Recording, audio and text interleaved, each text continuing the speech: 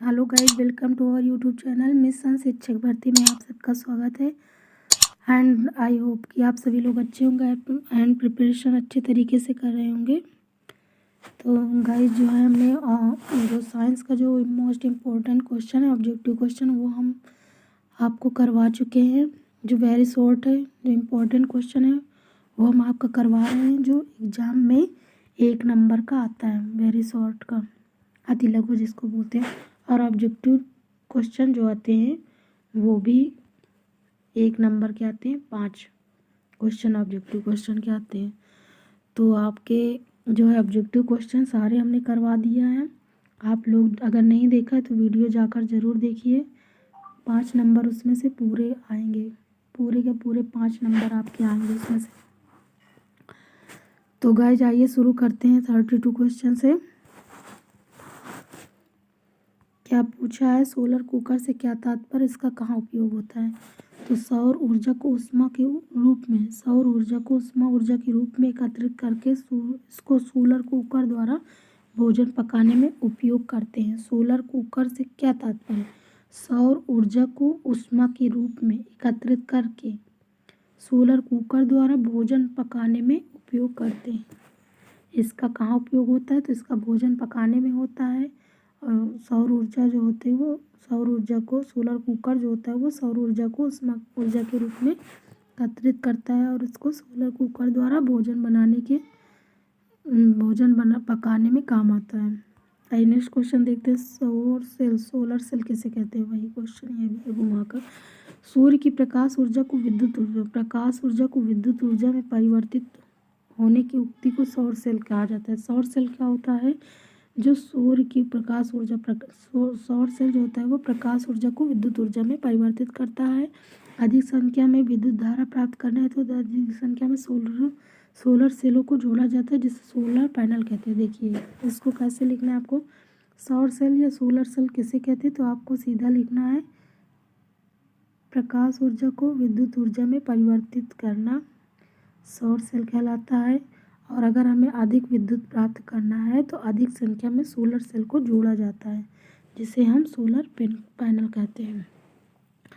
तो आप लोग समझ गए होंगे, सोलर सेल जो होता है वो प्रकाश ऊर्जा को विद्युत ऊर्जा में बदलता है।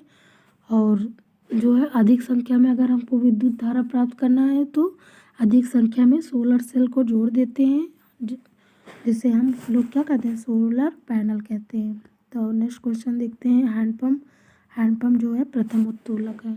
उत्तोलक जरूर आप पढ़ के जाइए, उत्तोलक और इसके एग्जाम्पल। प्रथम उत्तोलक में हैंडपम्प है, द्वितीय उत्तोलक में ट्रॉली है, तीसरे में चिमटा है, सीढ़ी है, ये सब तृतीय में है। तो आपको याद रखना है प्रथम उत्तोलक में हैंडपम्प, यही है कि एग्जाम्पल आप याद रखिए, बस हो गया। आप लोग उत्तोलक किसे कहते हैं उसको ध्यान में रखिए। और इनके 3 प्रकार होते हैं। तो प्रथम उत्तोलक में याद रखिए हैंडपम्प होता है, और दूसरे वाले में पहिए वाली ट्रॉली होती है, तीसरे में है चिमटा और सीढ़ी है।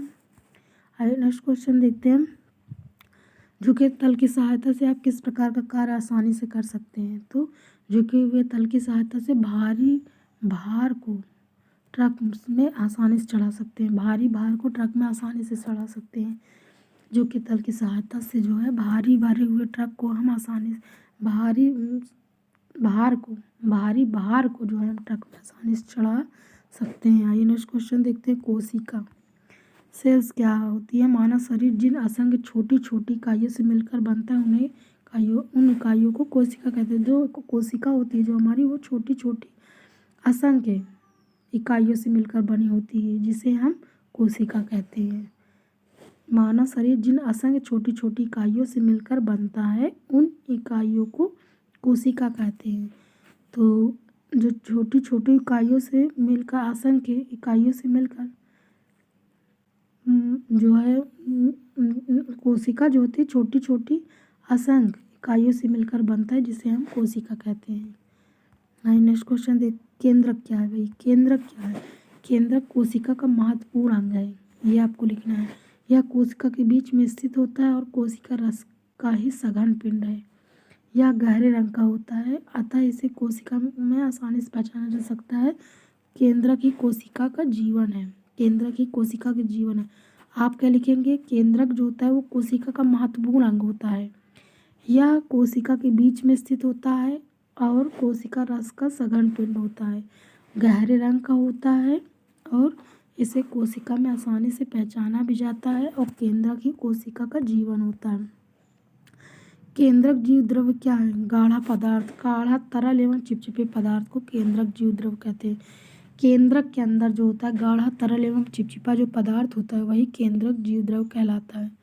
केंद्रक के अंदर गाढ़े तरल एवं चिपचिपे पदार्थ को केंद्रक जीव द्रव्य कहते हैं। आइए नेक्स्ट क्वेश्चन देखते हैं। कोशिका के भाग कितने हैं, कोशिका के 3 भाग होते हैं, कोशिका भित्ति, कोशिका द्रव, केंद्रक। कोशिका के 3 भाग होते हैं, 3 अंग होते हैं, कोशिका भित्ति है, कोशिका द्रव्य है, केंद्रक है। कोशिका भित्ति, कोशिका द्रव्य, केंद्रक। आइए नेक्स्ट क्वेश्चन दे। ऊतक, टिश्यू। ऊतक निम्न प्रकार के उपकला ऊतक, संयोजी ऊतक, संवहन ऊतक, पेशी ऊतक, तंत्रिका ऊतक।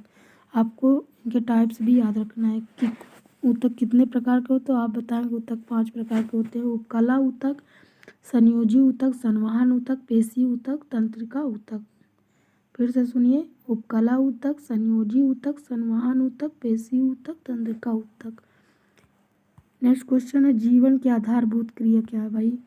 जीवन की आधारभूत क्रिया क्या है, पोषण है, श्वसन है, उत्सर्जन, परिसंचरण है, नियंत्रण, समन्वय, वृद्धि, प्रजनन, यही सब क्या है, जीवन की आधारभूत क्रिया है। पोषण, श्वसन, उत्सर्जन, परिसंचरण है, नियंत्रण है, समन्वय है, वृद्धि, प्रजनन। पोषण, श्वसन, उत्सर्जन, परिसंचरण, नियंत्रण, समन्वय, वृद्धि, प्रजनन, ये सब जीवन की आधारभूत क्रिया हैं। नेक्स्ट क्वेश्चन है, जीवधारियों में प्रजनन की जो है कौन कौन सी विधियाँ होती हैं। तो जीवधारियों की जो प्रजनन की विधियों को 3 भाग में विभक्त कर सकते हैं। पहला वर्धी, अलैंगिक, लैंगिक।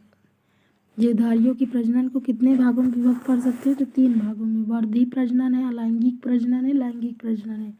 वर्धी प्रजनन, अलैंगिक प्रजनन, लैंगिक प्रजनन, जीवधारियों में प्रजनन की ये सब विधियाँ हैं।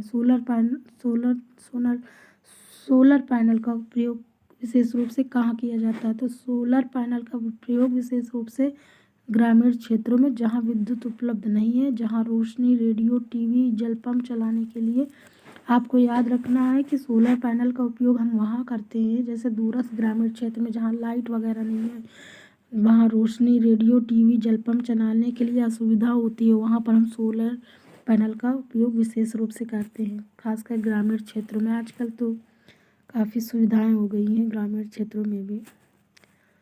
तो आइए नेक्स्ट क्वेश्चन देखते हैं। पवन ऊर्जा क्या है। पवन ऊर्जा देखिए, वायु के गतिशील होने से उत्पन्न ऊर्जा, गतिज ऊर्जा को पवन ऊर्जा। ये क्वेश्चन आया था, इम्पोर्टेंट भी है।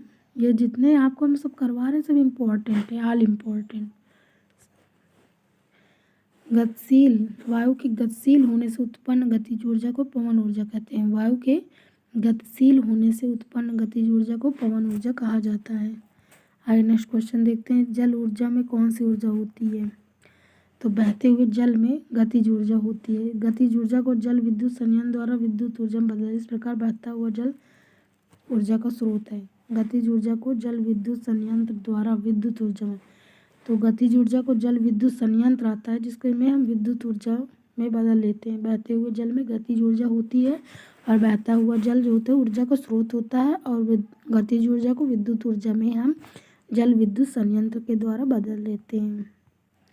ज्वार भाटा क्या कहते हैं, ज्वार भाटा किसे कहते हैं, तो देखिए ज्वार भाटा ऊर्जा के किस प्रकार के स्रोत हैं, तो ज्वारीय लहरों, तरंगों में अपार गतिज ऊर्जा होती है। ज्वारीय लहरों में कौन सी गतिज ऊर्जा कौन सी ऊर्जा होती है, तो गतिज ऊर्जा। इस ऊर्जा को विद्युत ऊर्जा में परिवर्तित किया जाता है, विद्युत ऊर्जा में परिवर्तित किया जाता है।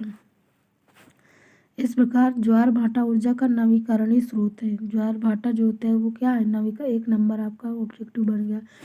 नवीकरणीय स्रोत में ज्वार भाटा आता है। भारत में ज्वारीय जल से विद्युत ऊर्जा तैयार की जा रही है तथा इस पर नवीन खोज तथा शोध कार्य चल रहा है। आपको लिखना है किस प्रकार के स्रोत हैं, तो गतिज ऊर्जा होती है। ज्वारीय लहर में आप क्या, ज्वार भाटा एक नवीकरणीय ऊर्जा का स्रोत है और इसमें अपार गतिज ऊर्जा होती है। इस ऊर्जा को हम विद्युत ऊर्जा में परिवर्तित किया जा सकता है। उस ऊर्जा को विद्युत ऊर्जा में परिवर्तित किया जा सकता है बस। और भारत में जौहरी जल से विद्युत ऊर्जा तैयार की जा रही है। ऊर्जा संरक्षण का नियम। ऊर्जा के संरक्षण का नियम तो सभी लोग जानते होंगे। ऊर्जा के संरक्षण के नियम। ऊर्जा का विनाश नहीं होता है, केवल एक प्रकार की ऊर्जा का दूसरे प्रकार की ऊर्जा में परिवर्तन होता है। ऊर्जा ना तो उत्पन्न की जा सकती, ना ही नष्ट होता है। ब्रह्मांड की संपूर्ण ऊर्जा सदैव निहित रहती है। ऊर्जा के संरक्षण के नियम से ऊर्जा का विनाश नहीं होता, केवल एक प्रकार की ऊर्जा को दूसरे प्रकार की ऊर्जा में परिवर्तन किया जाता है। ऊर्जा ना तो उत्पन्न किए जा सकती और ना ही नष्ट की जा सकती, केवल इसमें एक प्रकार की ऊर्जा का दूसरे प्रकार की ऊर्जा में परिवर्तन किया जाता है।